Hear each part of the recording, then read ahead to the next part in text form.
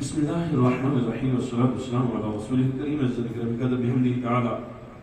آج کی تراویح میں 4 مبارک صورتیں جو ہیں وہ پڑھی گئی ہیں، سورہ سبا، سورہ فاطر، پھر اس کے بعد سورہ یاسین اور پھر اس کے بعد سورہ الصافات۔ یہ 4 صورتیں جو ہیں پڑھی گئی۔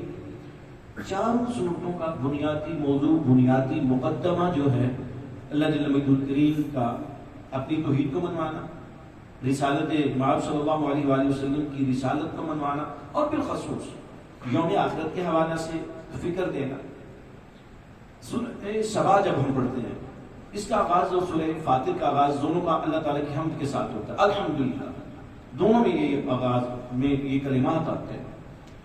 اچھا، سبا کے حوالہ سے میں 2 چیزیں آپ کے مطالعہ کے لیے عرض کر دوں۔ سرکار سے پوچھا کہ یا رسول اللہ یہ سبا کیا ہے، سبا کون تھا؟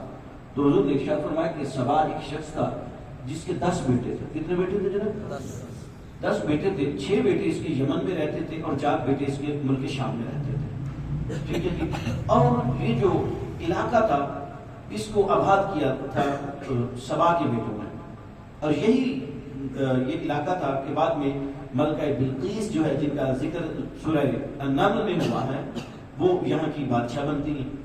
بڑا سا سبز و شاداب علاقہ تھا یہ، اور دنیا میں پہلا ڈیم، دنیا میں سب سے جدید ترین ڈیم جو ہے، سب سے جدید ترین اور بڑا ڈیم جو تھا اس خطے میں بنا۔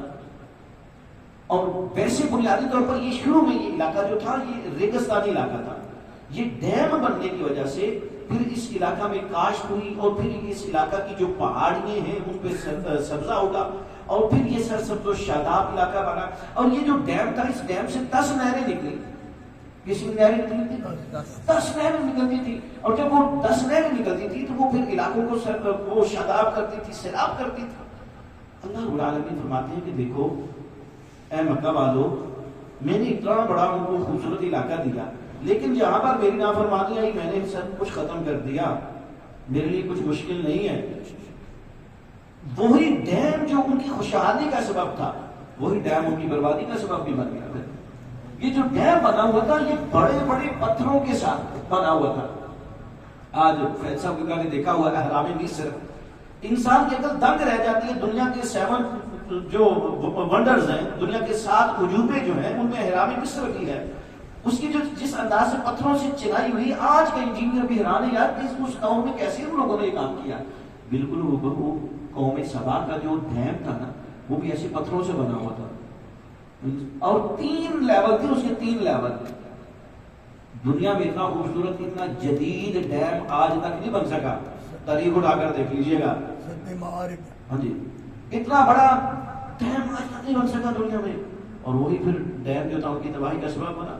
پھر اللہ رب العالمین نے جب وہ قوم نافرمانی پہ اتری تو انہی پتھروں کے اندر دراڑیں پڑی، دراڑیں جب پڑی تو دراڑوں سے پھر پانی نکلا، اور وہ پھر پانی جو تھا وہ پھر بہا، اور پھر وہ دریاؤں، وہ جو پانی تھا وہ نہروں میں نہیں آیا، پھر وہ شہروں کو بہا کر لے گیا، ختم ہو گئی پھر ہر چیز۔ اللہ رب العالمین فرماتے ہیں کہ اگر میں نعمت دے سکتا ہوں تو اس نعمت کو تمہاری آزمائش بھی بنا سکتا ہوں، مکہ والوں تم بھی انسان بن جاؤ۔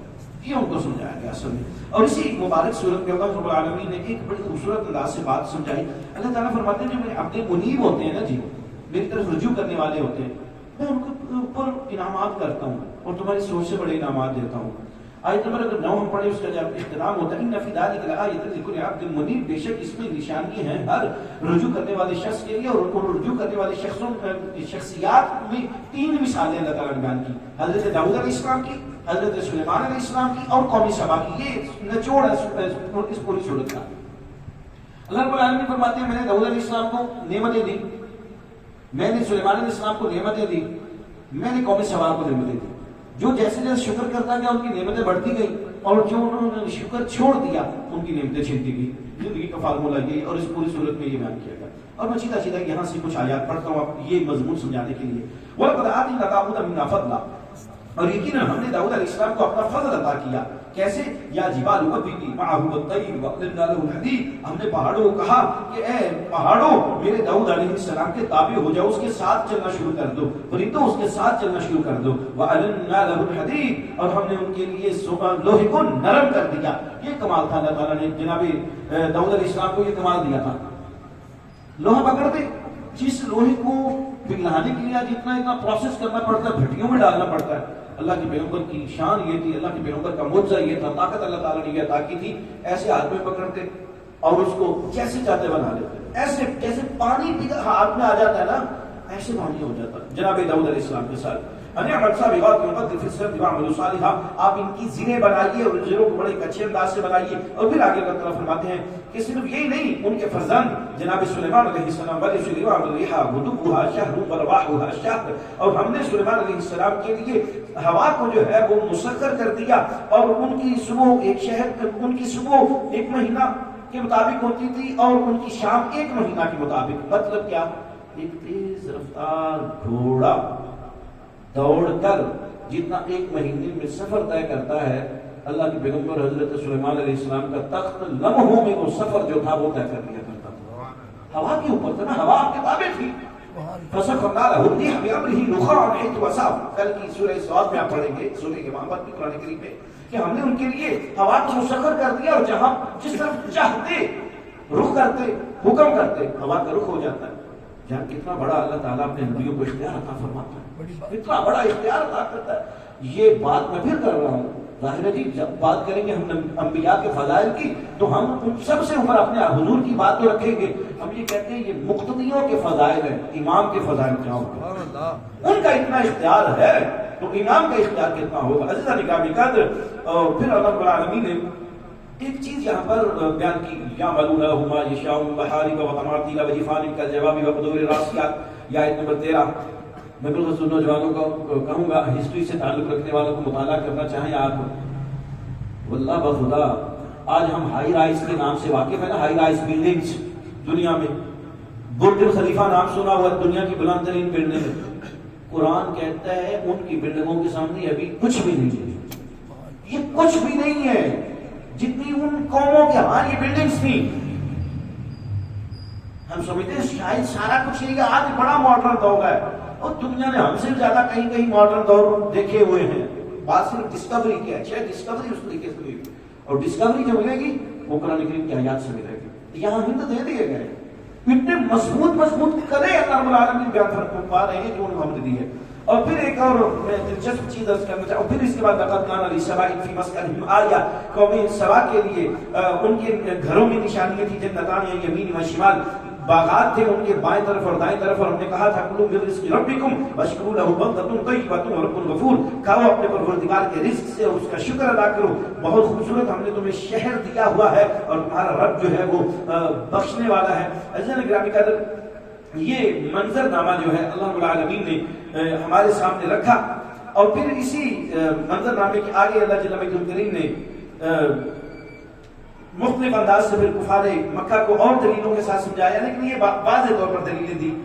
داؤد علیہ السلام کی معجزات، سلیمان علیہ السلام کی معجزات، اور قوم سبا کی جو ترقی تھی. اللہ رب العالمین فرماتے ہیں یہ ساری کی ساری کس چیز کی مرہون منت ہوتی ہے؟ ہماری تابع فرمانی اور ہماری شکر گزاری کی. ہماری شکر گزاری کرو گے تو کیا ہوگا؟ لئن شکرتم لأزیدنکم، اگر تم میرا شکر ادا کرو گے اور زیادہ دے دوں گا. نہ شکری کرو گے تو دیکھ لینا میری پکڑ بڑی سخت ہے. ایسا نگرامی قدر پھر اس کے بعد سورہ فاطر ہے.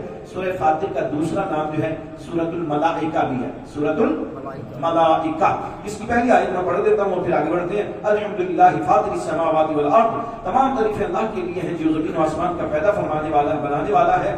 جاعل الملائکۃ رسلا اولی اجنحۃ مثنی وثلاث ورباع، وہ فرشتوں کو بنانے والا ہے اپنے قاصد. اور وہ فرشتے کیسے؟ 2 پروں والے، 3 پروں والے، 4 پروں والے. یزید فی الخلق ما یشاء، وہ اس پیدائش میں چاہے تو اور بڑھا دے. یہ قرآن کی آیت اس چیز کی اصل ہے جو کم علم صرف وہ چند کتابیں دیکھنے والوں کو صحیح بخاری میں دیجیے کہ یہ سمجھ نہیں آتی. پھر تو بھائی قرآن پڑھو، قرآن کہہ رہا ہے اللہ کے فرشتے جو ہیں وہ 2 پروں والے بھی ہوتے ہیں، 3 پروں والے بھی ہوتے ہیں، اور 4 پروں والے بھی ہوتے ہیں. اور آگے اللہ رب العالمین نے حد بندی کو ختم کر دیا، فرمایا یزید فی الخلق ما یشاء، اس کی وہ جیسے چاہتا ہے اور بڑھا سکتا ہے.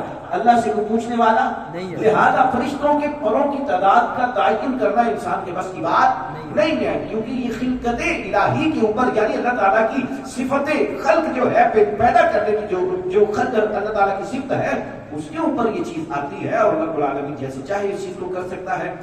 عزیزان ایمان، پھر موضوعات تو آپ کو پتہ ہے ہر جگہ پر بہت زیادہ ہے. سورہ یاسین پڑھی گئی، بہت بہتر مجھ سے آپ اس کے معاملات جانتے ہوں گے. لیکن ایک کیفیت جو ہے اس میں اللہ رب العالمین نے اہل جنت کی اور اہل دوزخ کی جو کیفیات بیان کی ہیں، ان میں تو اللہ رب العالمین فرماتے ہیں سلام قولا من رب الرحیم. سب سے بڑا انعام یہی ہے. میں کہتا ہوں سب سے بڑا انعام یہ ہے. کسی پیچھے بتایا کہ وہ ٹیک لگائے ہوئے ہوں گے، قرینوں کے اوپر ہوں گے، نعمتیں ہوں گی، ہر طرح کی یہ چیزیں ہوں گی، لیکن سب سے بڑا اعزاز جو میں سمجھتا ہوں یہ ہوگا سلام قولا من رب الرحیم. رب العالمین کی طرف سے انہیں سلام ملے گا. جس کو محبوب کا سلام آ جائے دنیا کی کسی چیز کی تھوڑ نہیں رہتی. اگر جس کے لیے ہم کہتے ہیں سبحان ربی العظیم، سبحان ربی العظیم، سبحان ربی الاعلیٰ، سبحان ربی الاعلیٰ، میرا پروردگار پاک ہے، میرا پروردگار بلند ہے، عظیم ہے، کتنا خوش کن لمحہ ہوگا، کتنا خوشگوار حیرت والا وہ احساس ہوگا جب انسان جنت میں پہنچے گا اور اللہ رب العالمین کی آواز سننے کو ملے گی اور اللہ رب العالمین فرمائیں گے میرے بندے سلام قولا من رب الرحیم، تیرے اوپر جو ہے تیرے رب کا سلام ہو. اور پھر پھر اس کے بعد جو اگلی کیفیت ہے وہ بڑی دردناک ہے. اليوم نختم على افواههم وتكلمنا ايديهم وتشهد ارجلهم بما كانوا يكسبون. یہاں پر تو حد ہو گئی. کہا کہ اس دن ہم ان کے منہ کو بند کر دیں گے، مہرے لگا دیں گے اور ان کے ہاتھ بولیں گے، وہ گواہی دیں گے. یہ کیفیت اللہ رب العالمین. اور پھر اس کے بعد مارنے کے بعد دوبارہ زندہ کرنے کی کیفیات کو سورہ یاسین کے آخری رکوع میں بڑے لاجیکل انداز سے اللہ رب العالمین نے بیان کیا. فرمایا کہ وہ رب الذی جعل لکم من الشجر الاخضر نارا فاذا انتم منه توقدون، وہ جو ایک سرسبز درخت کے اندر آگ کا وجود پیدا کر سکتا ہے نا، وہ کسی بھی انداز میں جیسے چاہے کسی بھی چیز کو پیدا کر سکتا ہے. کیوں؟ وَهُوَ بِكُلِّ خَلْقٍ عَلِيمٌ، وہ ہر طرح کی ہر چیز کو پیدا کرنے کا اس کے پاس علم ہے، ملکہ ہے. اور پھر اس سے بھی آگے جا کر اور حد کر دی انما امره اذا اراد شيئا ان يقول له كن فيكون. کہا یہ تمہاری سوچنے کی باتیں ہیں، نقشہ کیا ہوگا، اسکیچ کیا ہوگا، مٹیریل کیا ہوگا، کہا اس کو ان چیزوں کی ضرورت نہیں ہے. اس کی شان یہ ہے کن کہتا ہے ہو جا، فیکون بس ہو جاتا ہے. وہ کہتا ہے ہو جا بس ہو جاتا ہے. پھر حضرت سورہ الصافات بنیادی طور پر یہ بھی چونکہ مکی صورت مبارک ہے اور اس میں چھوٹی آیات کے ساتھ اللہ رب العالمین نے پہلے نبیوں کا ایک بار پھر جو ہے وہ مبارک ذکر کیا. جیسے حضرت نوح علیہ السلام کا ذکر ہوا، حضرت ابراہیم علیہ السلام کا ذکر ہوا اور وہ جناب اسماعیل علیہ السلام کے ساتھ وہ خواب کا معاملہ، وہ قربانی کا معاملہ. پھر اللہ جل مجدہ کریم کے دیگر انبیاء علیہ السلام جناب موسیٰ اور جناب ہارون علیہ السلام کا ذکر مبارک ہوا، حضرت الیاس علیہ السلام کا ذکر ہوا، قوم یاسین کا یہاں پر ذکر ہوا، قوم لوط علیہ السلام کا ذکر ہوا. اور پھر حضرت کرام قدر یہ سارے ذکر کرنے کے بعد اللہ رب العالمین نے آخر میں یہ بات ارشاد فرمائی سبحان ربک رب العزت عما یصفون وسلام علی المرسلین والحمد للہ رب العالمین. پاک ہے وہ پروردگار جس جیسا کوئی اور ہے ہی نہیں ہے. مشرک جتنے مرضی اوصاف الٹے سیدھے بیان کرتے رہے لیکن ان کے غلط اوصاف بیان کرنے سے اس کو کوئی فرق نہیں پڑتا. وسلام علی المرسلین، اور اس کے تمام رسولوں پر سلام ہو. اور پھر کہہ دیا والحمد للہ رب العالمین، ہر طرح کی تعریف اس مالک جہان کے لیے، اس خالق جہان کے لیے جو دونوں جہانوں کا پروردگار ہے. دعا یہ فرمایا کریں کہ خالق و مالک ہم سب کی نیک آرزوؤں کو